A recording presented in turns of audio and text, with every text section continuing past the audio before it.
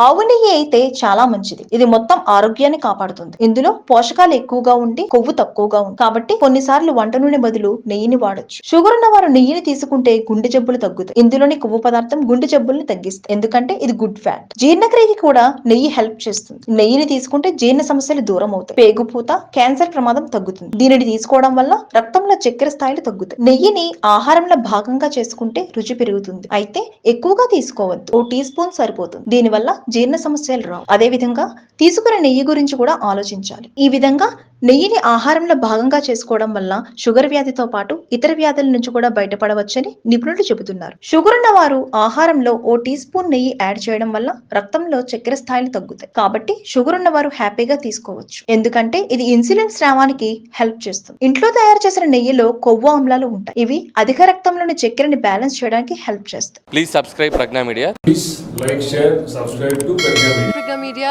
please do like, share and subscribe. Please subscribe to Pragna Media. Please like, share and comment if you like the video.